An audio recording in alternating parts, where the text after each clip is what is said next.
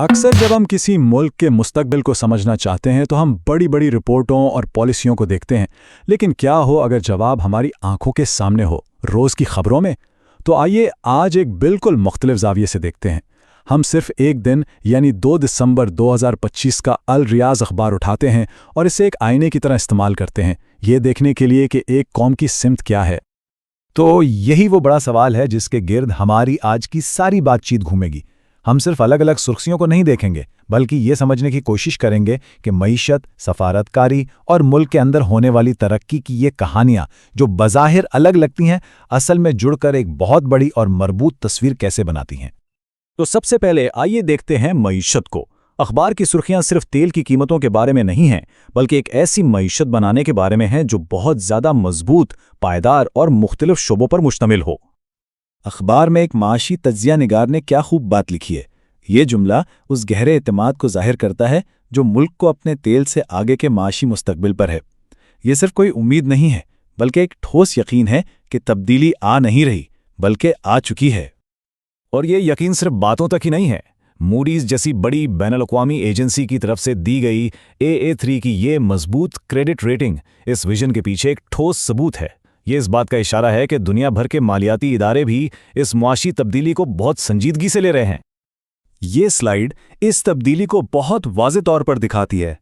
एक तरफ माजी का मॉडल है जो पूरी तरह तेल पर इन्हिसार करता था, और दूसरी तरफ आज का और मुस्तकबिल का मॉडल है, यानी एक ऐसी मईशत जिसकी आमदनी के कई ज़राए हों, जो लचकदार हो और गैर मुल्की सरमायाकारी के लिए खुली हो।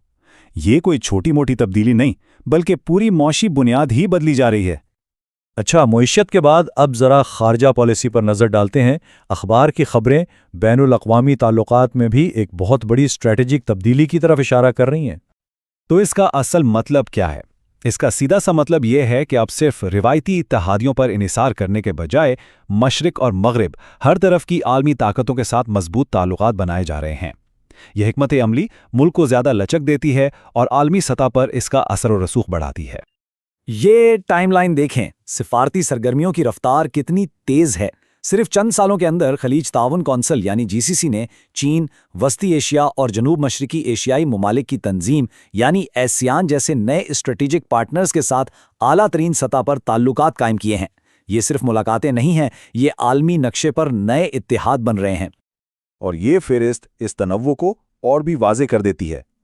रूस के साथ तवानाई और सरमायाकारी से लेकर चीन के साथ गहरे स्ट्रेटेजिक ताउन तक, और फिर वस्ती और जुनूब मशरकी एशिया के साथ नए ताल्लुकात कायम करने तक शराकतदारियों का एक पूरा जाल बुना जा रहा है।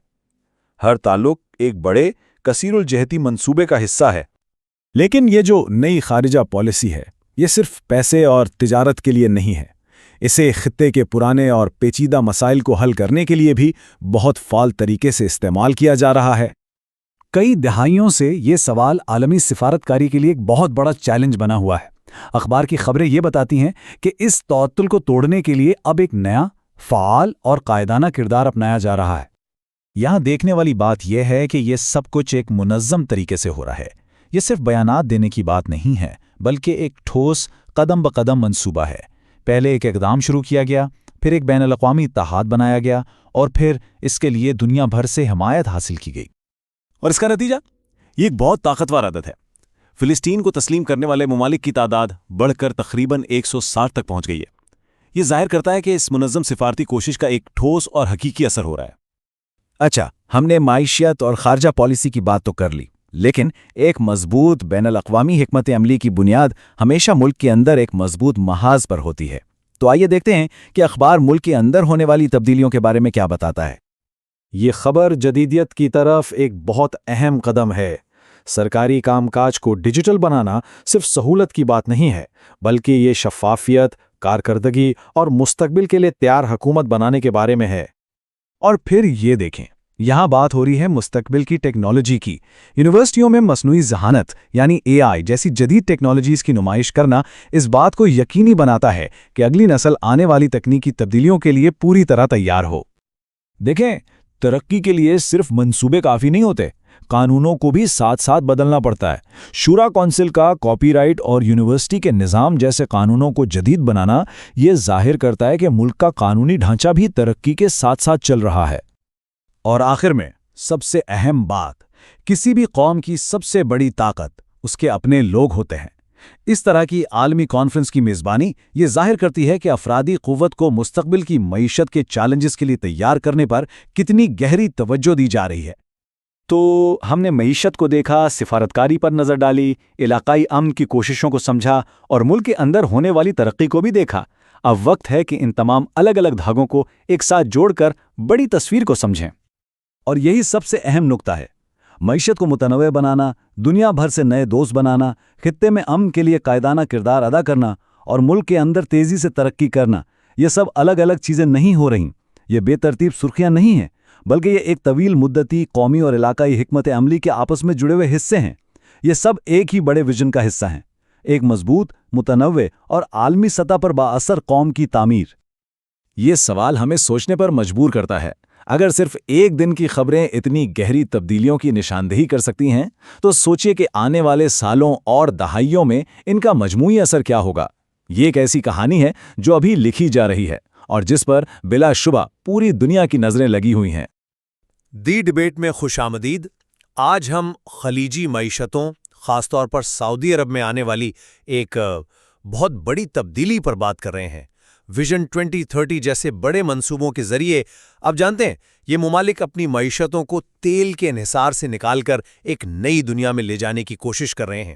جی بالکل، اور ہماری آج کی گفتگو کا مرکزی سوال بھی یہی ہے، کیا یہ جو معاشی تبدیلی ہے یہ ایک حقیقی اور پائیدار حقیقت ہے جو ان ممالک کو تیل کے بغیر بھی ایک مستحکم مستقبل دے سکتی ہے، یا پھر یہ تمام تر ترقی اور چوکاچوند صرف تیل کی اونچی قیمتوں کا ایک عکس ہے جو عالمی مارکیٹ میں آنے والی کسی بھی طوفان میں بکھر سکتا ہے؟ دیکھیں، میرا موقف تو بالکل واضح ہے۔ یہ تبدیلی حقیقی ہے، گہری ہے اور ساختی ہے۔ میرا ماننا ہے کہ غیر تیل شعبوں کی مضبوط بنیادوں پر کھڑی یہ معیشتیں اب عالمی چیلنجز کا مقابلہ کرنے کے لیے پہلے سے کہیں زیادہ تیار ہیں۔ اور میں اس کے برعکس یہ دلیل پیش کروں گی کہ یہ امید شاید تھوڑی قبل از وقت ہے۔ غیر تیل شعبے کی ترقی قابل تعریف ہے، لیکن اس کی بنیاد آج بھی تیل کی آمدنی پر ہی قائم ہے، اور عالمی منڈی میں تیل کی قیمتوں میں جو متوقع گراوٹ ہے وہ اس پورے منصوبے کی بنیادوں کو ہلا سکتی ہے۔ مجھے لگتا ہے کہ اس تبدیلی کو صرف تیل کی قیمتوں کے آئینے میں دیکھنا ایک بہت بڑی غلطی ہے۔ دیکھیں، سعودی عرب اور دیگر خلیجی ممالک صرف تیل پر انحصار کم نہیں کر رہے، بلکہ وہ کامیابی سے اپنی آمدنی کے ذرائع کو ایک نئی شکل دے رہے ہیں۔ یہ صرف دعوے نہیں ہیں بلکہ ٹھوس اعداد و شمار اس کی گواہی دیتے ہیں۔ آپ عالمی مالیاتی اداروں کو ہی دیکھ لیں، موڈیز اور اسٹینڈرڈ اینڈ پور جیسی عالمی ریٹنگ ایجنسیاں وہ کوئی خوش فہمی میں نہیں رہتیں۔ جب موڈیز سعودی عرب کی کریڈٹ ریٹنگ کو A1 پر مستحکم رکھتا ہے اور S&P پبلک انویسٹمنٹ فنڈ کو AA3 جیسی بلند درجہ بندی دیتا ہے تو یہ اس کی غیر معمولی مالیاتی مضبوطی کا ثبوت ہے۔ یہ صرف عالمی اعتماد نہیں بلکہ زمینی حقائق کا اعتراف ہے۔ پھر آپ دیکھیں کہ 2023 میں خلیجی تعاون کونسل یعنی GCC ممالک کی مجموعی قومی پیداوار GDP میں غیر تیل سرگرمیوں کا حصہ 71.2% تک پہنچ گیا۔ یہ کوئی معمولی بات نہیں ہے، یہ ایک بہت بڑی سٹرکچرل تبدیلی ہے جو ثابت کرتی ہے کہ معیشت کے نئے انجن نہ صرف چل پڑے ہیں بلکہ اب رفتار بھی پکڑ رہے ہیں۔ خاص طور پر سعودی عرب میں سیاحت کے شعبے کو دیکھیں، وہ تو ایک مثال بن چکا ہے۔ 2024 میں 116 ملین سیاحوں کی آمد نے اسے عالمی سطح پر ایک بڑا سیاحتی مرکز بنا دیا ہے۔ تو یہ اعداد و شمار ہمیں یہی بتاتے ہیں کہ ویژن 2030 صرف ایک کاغذی منصوبہ نہیں بلکہ یہ حقیقت میں معیشت کو ایک مضبوط پائیدار بنیاد دے رہا ہے۔ پیش کردہ اعداد و شمار کی اہمیت کو میں تسلیم کرتی ہوں، لیکن میں سمجھتی ہوں کہ ان اعداد و شمار کے پیچھے کی جو کہانی ہے وہ زیادہ اہم ہے۔ غیری تیل شعبے کی یہ شاندار ترقی بالکل قابل تعریف ہے، لیکن ہمیں یہ سوال پوچھنا ہوگا کہ اس ترقی کو ایندھن کہاں سے مل رہا ہے؟ یہ تمام تر ترقی تیل کی موجودہ اونچی قیمتوں سے حاصل ہونے والی بے پناہ آمدنی سے ممکن ہو رہی ہے۔ اصل خطرہ عالمی تیل مارکیٹ کا مستقبل ہے، جو بہت بہت غیر یقینی نظر آ رہا ہے۔ آپ دیکھیں معتبر مالیاتی ادارے جیسے جے پی مورگن اور گولڈمن سیکس اپنی رپورٹس میں 2026-27 کے دوران تیل کی عالمی منڈی میں ایک سٹرکچرل سرپلس یعنی ساختی اضافی پیداوار کی پیشگوئی کر رہے ہیں۔ اور ساختی کا مطلب یہ ہے کہ یہ کوئی عارضی مسئلہ نہیں، بلکہ مارکیٹ کی بنیادوں میں ایک طویل مدتی تبدیلی ہے جہاں پیداوار مستقل طور پر طلب سے زیادہ رہے گی۔ اس کی وجہ یہ ہے کہ امریکہ، برازیل اور گیانا جیسے ممالک جو اوپیک پلس کا حصہ نہیں ہیں، اپنی تیل کی پیداوار میں بے تحاشا اضافہ کر رہے ہیں، اور یہ اضافہ عالمی طلب میں ہونے والے اضافے سے کہیں زیادہ ہے۔ ان رپورٹس کے مطابق اس اضافی پیداوار کی وجہ سے تیل کی قیمتیں گر کر $50 فی بیرل یا اس سے بھی کم کی سطح پر آ سکتی ہیں۔ اگر ایسا ہوتا ہے اور قیمتیں لمبے عرصے تک نچلی سطح پر رہتی ہیں تو ان ممالک کے سرکاری بجٹ شدید دباؤ میں آ جائیں گے۔ اس سے ان تمام بڑے منصوبوں کی فنڈنگ رک سکتی ہے جو اس معاشی تبدیلی کی بنیاد ہے۔ لہٰذا یہ کامیابی اتنی مضبوط نہیں جتنی دکھائی دیتی ہے، بلکہ یہ ایک ایسے ستون پر کھڑی ہے جس میں دراڑیں پڑنے والی ہیں۔ آپ نے فنڈنگ کا ایک اہم نقطہ اٹھایا ہے، لیکن میں سمجھتا ہوں کہ آپ اس تبدیلی کی گہرائی کو شاید نظر انداز کر رہے ہیں۔ جب ہم کہتے ہیں کہ غیری تیل شعبے جی ڈی پی کا 70% سے زیادہ ہیں، تو اس کا مطلب ہے کہ معیشت کی بنیاد ہی بدل چکی ہے۔ یہ محض تیل کی دولت کی تقسیم نہیں ہے۔ سیاحت کی مثال ہی دوبارہ لے لیں۔ 116 ملین سیاحوں کی آمد صرف حکومتی سرمایہ کاری کا نتیجہ نہیں، بلکہ ایک پورا ایکو سسٹم ہے جو خود کو قائم کر رہا ہے۔ نجی شعبے کی سرمایہ کاری، بین الاقوامی ہوٹل چینز کی شراکتیں اور ایک عالمی برانڈ کی تعمیر، یہ شعبے اب اپنی آمدنی خود پیدا کر رہے ہیں اور روزگار کے مواقع فراہم کر رہے ہیں۔ تو یہ معیشت کے نئے انجن ہیں جو اب خود مختار طور پر چلنے لگے ہیں۔ میں آپ کے نقطہ نظر کو سمجھتی ہوں، لیکن اس تصویر کا ایک دوسرا رخ بھی ہے۔ آپ جسے خود مختار انجن کہہ رہے ہیں، میں اسے فنڈڈ ڈائیورسیفیکیشن کہتی ہوں، یعنی یہ تنوع تیل کی دولت سے خریدا جا رہا ہے۔ یہ بالکل ایسا ہی ہے جیسے ایک شخص اپنی پرانی منافع بخش دکان کی کمائی سے ایک نیا جدید کاروبار شروع کرے۔ جب تک پرانی دکان چل رہی ہے سب ٹھیک ہے۔ اصل امتحان تو تب ہوگا جب پرانی دکان کا منافع آدھا رہ جائے۔ کیا نیا کاروبار تب تک اپنے پیروں پر کھڑا ہو پائے گا؟ سوال یہ نہیں کہ یہ شعبے ترقی کر رہے ہیں، سوال یہ ہے کہ کیا ان کی ترقی کی رفتار اس وقت بھی قائم رہ سکے گی جب فنڈنگ کا بنیادی ذریعہ یعنی تیل کی آمدنی ڈرامائی طور پر کم ہو جائے گی؟ کیا یہ میگا پروجیکٹس کم فنڈنگ کے ماحول میں اپنی رفتار اور حجم برقرار رکھ پائیں گے؟ آپ کی مثال دلچسپ ہے، لیکن شاید نامکمل ہے۔ تیل کی آمد کو پرانی دکان سمجھنے کے بجائے اسے ابتدائی سرمایہ یا سیڈ کیپٹل سمجھنا چاہیے۔ کسی بھی بڑے منصوبے کو شروع کرنے کے لیے سرمایہ کی ضرورت ہوتی ہے۔ ان ممالک نے دانشمندی سے اپنی موجودہ دولت کو مستقبل کی بنیاد رکھنے کے لیے استعمال کیا ہے۔ مقصد یہ نہیں تھا کہ یہ نئے شعبے بغیر کسی مدد کے کھڑے ہوں، بلکہ مقصد یہ تھا کہ تیل کی دولت سے ایک ایسا فلائی ویل بنایا جائے جو ایک بار گھومنے کے بعد اپنی رفتار خود پکڑ لے۔ اور اب ہم دیکھ رہے ہیں کہ نجی شعبہ اور براہ راست غیر ملکی سرمایہ کاری یعنی FDI اس فلائی ویل کو مزید تیز کر رہے ہیں۔ تو یہ انحصار نہیں بلکہ ایک اسٹریٹجک سرمایہ کاری ہے۔ سیڈ کیپٹل کی بات ٹھیک ہے، لیکن ہر سیڈ کیپٹل کے ساتھ ایک ٹائم لائن ہوتی ہے۔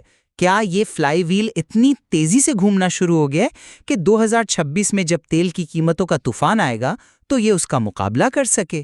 ابھی بھی ان منصوبوں کی بقا اور توسیع کا انحصار سالانہ بجٹ پر ہے جو براہ راست تیل کی آمدنی سے منسلک ہے۔ انحصار چاہے کم ہو رہا ہو ابھی بھی بہت اہم ہے۔ اصل امتحان یہ ہوگا کہ جب حکومتی خزانے پر دباؤ بڑھے گا تو کیا ان مستقبل کے منصوبوں کو ترجیح دی جائے گی یا پھر موجودہ سماجی اور معاشی ضروریات کو؟ یہ ایک بہت مشکل انتخاب ہوگا۔ آپ مستقبل کے ایک ممکنہ چیلنج کی بات کر رہی ہیں، لیکن ہمیں ان معیشتوں کی موجودہ لچک اور مضبوطی کو بھی دیکھنا چاہیے۔ یہ معیشتیں ماضی میں بھی عالمی بحرانوں جیسے 2008 کا مالیاتی بحران اور 2014 میں تیل کی قیمتوں میں گراوٹ کا مقابلہ کر چکی ہیں۔ معاشی قیادت کے مضمون میں بھی اس لچک کا واضح ذکر ہے۔ لیکن آج اور ماضی میں فرق یہ ہے کہ 2016 سے سعودی عرب نے وسیع پیمانے پر معاشی اور مالیاتی اصلاحات نافذ کی ہیں، جس سے اس کی پالیسی سازی کی صلاحیت میں بہت اضافہ ہوا ہے۔ مضبوط حکومتی مالیات اور اعلیٰ کریڈٹ ریٹنگز صرف اچھے وقتوں کی کہانی نہیں، بلکہ یہ اس بات کی علامت ہے کہ یہ معیشت مستقبل کے جھٹکوں کو برداشت کرنے کی بہتر صلاحیت رکھتی ہے۔ یہ صرف تیل کی اونچی قیمتوں پر انحصار نہیں، بلکہ ایک سوچی سمجھی حکمت عملی کا نتیجہ ہے۔ آپ کی بات میں وزن ہے، لیکن کیا آپ نے اس پہلو پر غور کیا ہے کہ ماضی کے بحران اور مستقبل کے اس چیلنج میں ایک بنیادی فرق ہے؟ ماضی میں قیمتوں میں اتار چڑھاؤ عارضی جھٹکے یا شاکس تھے۔ ایک جھٹکا ایک اچانک طوفان کی طرح ہوتا ہے، جسے آپ ایک مضبوط پناہ گاہ میں رہ کر گزار سکتے ہیں۔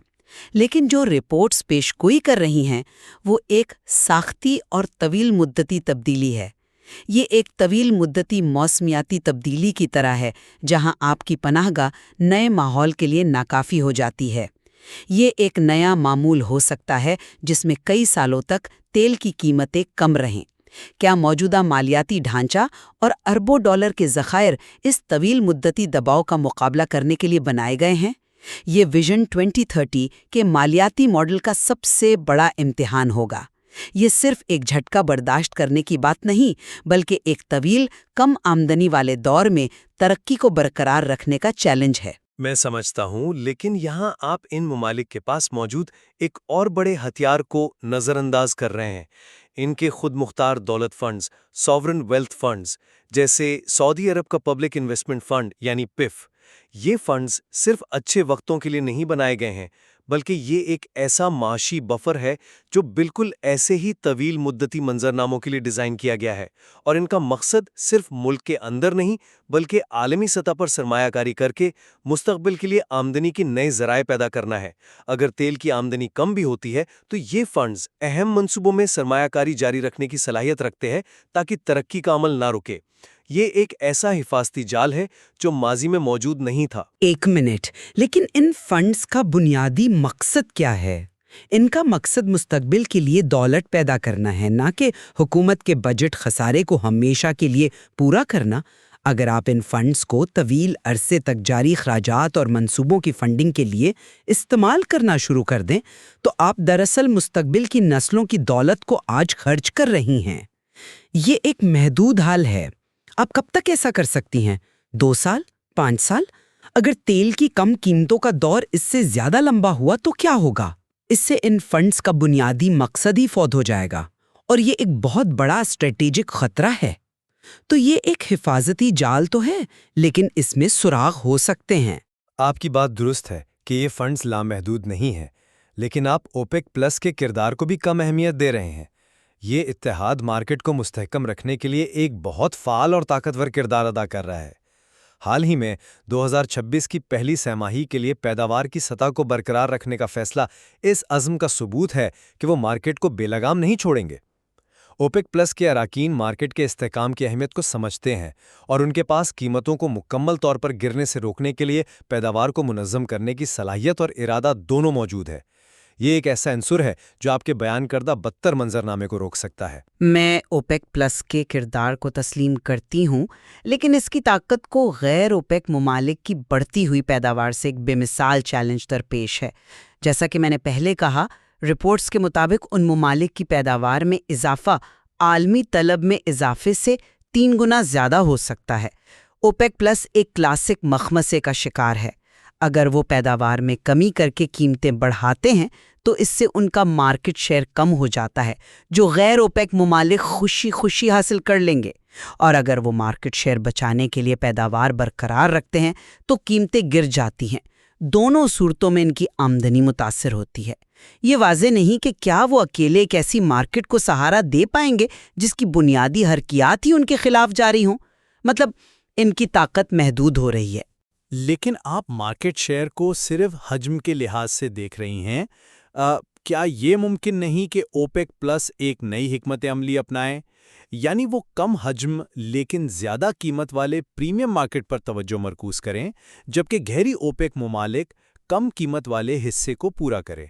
اس حکمت عملی سے وہ اپنا اثر و رسوخ اور آمدنی دونوں برقرار رکھ سکتے ہیں۔ وہ دنیا کے سب سے قابل اعتماد اور کم لاگت والے پروڈیوسر ہیں، یہ انہیں ایک منفرد فائدہ دیتا ہے۔ وہ مقدار کی بجائے معیار کی جنگ لڑ سکتے ہیں۔ یہ ایک ذہین حکمت عملی ہو سکتی ہے، لیکن اس کی بھی حدود ہیں۔ ایک ایسی مارکیٹ میں جہاں تیل کی بھرمار ہو، یعنی اسٹرکچرل سرپلس ہو، وہاں پریمیم اور سٹینڈرڈ تیل کی قیمتوں میں فرق بہت کم ہو جاتا ہے۔ جب خریداروں کے پاس بہت سے آپشنز ہوں تو وہ پریمیم قیمت کیوں ادا کریں گے؟ یہ حکمت عملی شاید نقصان کو کچھ کم کر دے، لیکن یہ مارکیٹ پر سپلائی کی زیادتی کے بنیادی دباؤ کو ختم نہیں کر سکتی۔ آخر میں مارکیٹ کی جو بنیادی قوتیں ہیں وہی غالب آتی ہیں۔ تو خلاصہ یہ کہ معاشی تبدیلی کے ثبوت واضح اور ناقابل تردید ہے۔ غیری تیل شعبوں کی غیر معمولی ترقی، خاص طور پر سیاحت اور خدمات کے شعبوں میں، نے خلیجی معیشتوں کو ایک نئی اور پائیدار راہ پر ڈال دیا ہے۔